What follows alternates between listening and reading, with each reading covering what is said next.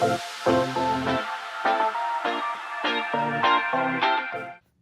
right, our next box is so cute. I think it's my favorite. We're gonna get busy making it. So these are the largest scallop circle dies, and I cut 2, and I'm using this super adorable embossing folder, and we're going to run these through the embossing machine really quick.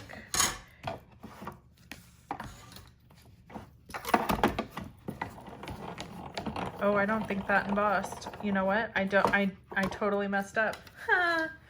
You have to take off the thin die adapter, and then you put on both plates.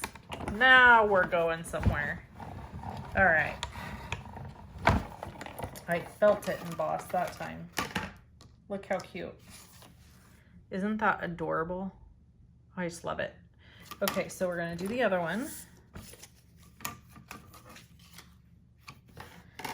And I'm just kind of putting the circle in there so it's kind of like half and half. I'm not worrying very much at all about how much is embossed on each side. These circles are small enough that if you wanted to put it all in the star area or all in the stripe area, you could. Okay. Now we're gonna take these circles and we're gonna score them at a 1/2 inch on one side. Excuse me. And then I'm just gonna fold it over like that. I'm gonna do the same thing on this one. Ooh, make sure it's at a 1/2 inch, Wendy. All right, there we go. I was getting a little crazy there. Okay, now we have a piece of cardstock. This piece of cardstock is cut at 4.5 by 5. So I have to refer to my notes. I wrote notes, sorry. On this side, this is the 4.5 inch side, right? Yeah. We're gonna score at 1 inch and then 3.25 inch. And then we're gonna turn it and we're gonna score at 2 inches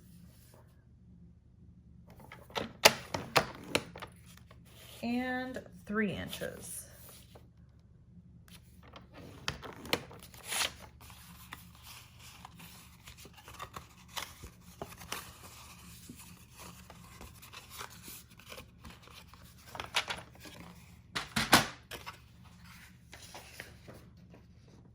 Did I cut this the wrong measurement?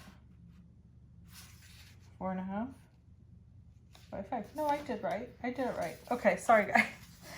Sorry guys. Actually, I think it is wrong. What did I do wrong? Good Lord. Okay, I figured out the error of my ways. It should be cut at 4.25 by 5.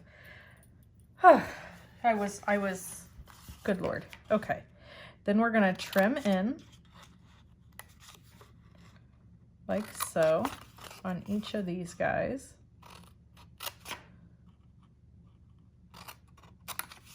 And you can use tear and tape or Stampin' Seal Plus. Again, strong adhesive. I'm starting to sound like a broken record. I realize this. You're like, Wendy, we get it. And you're gonna fold this one the same way as the other box video I did, where you tuck these 2 pieces in, these 2 on the outside, and then this one comes up to meet the back, like so.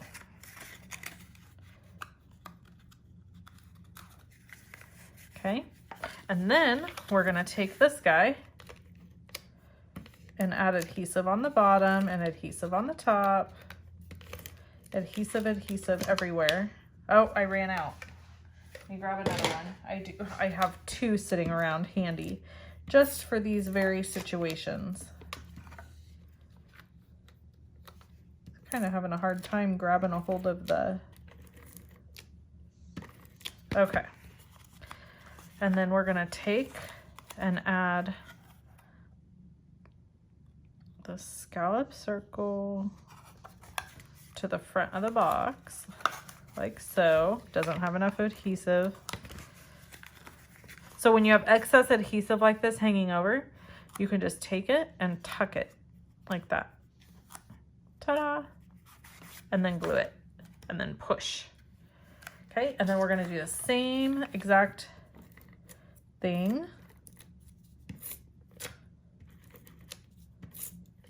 I'm pushing too hard and it's tearing my cardstock. Stop it, Wendy. You really have to be gentle with this thing. Okay, and then we're gonna fold it over.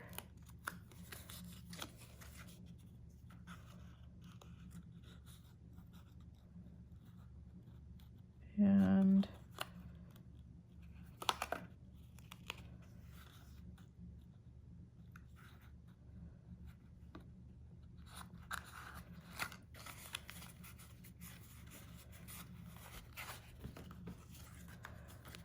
do that. Ta-da! Okay, now I've cut a bazillion little strips of the designer series paper. You can do any of the colors that you want. I cut them at 1/8 of an inch, and then they're just varying lengths. So I had a bunch of like leftover pieces from different stuff that I've created, and I thought, oh, I'll just use up some of these scraps. So this is a great way to use your scraps in your stash, is to make crinkle paper. And you don't have, the best thing about it is you don't have to crinkle it right away. You can just cut a bunch of the strips and have them in like in a baggie. And then when you need crinkle paper for a project, you just reach in, pull them out, and you're ready to go. So we're gonna shove this all in here like this. There's nothing better than crinkle paper. It just makes me happy. Isn't that cute? Coming out of the top of there. So stinking cute. Okay, so then we're gonna do a little bit of stamping. So I've got my little, let's see, we're gonna do the Very Merry. If I remember right, this fits on here perfect, yep. And we're gonna use that Cherry Cobbler cardstock, Cherry Cobbler ink. Has a hair in it. Get that out of there. So cute, Very Merry. And then we're gonna take this and add it to the front. Let's see, let's build this guy first. So we need a little bit of glue because we're gonna glue it on here.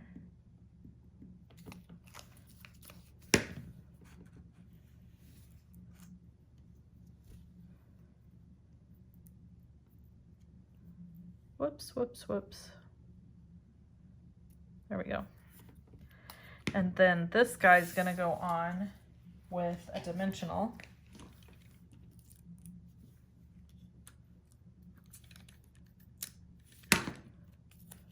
Like that.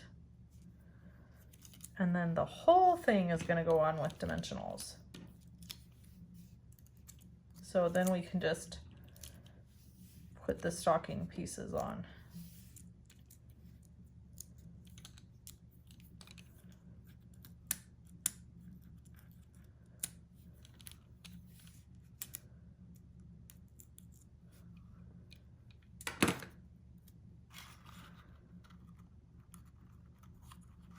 And now we've got our little Very Merry tag on the front.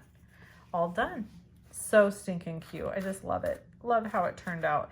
And again, you could stamp and add one of those little, our cute little animals to the top.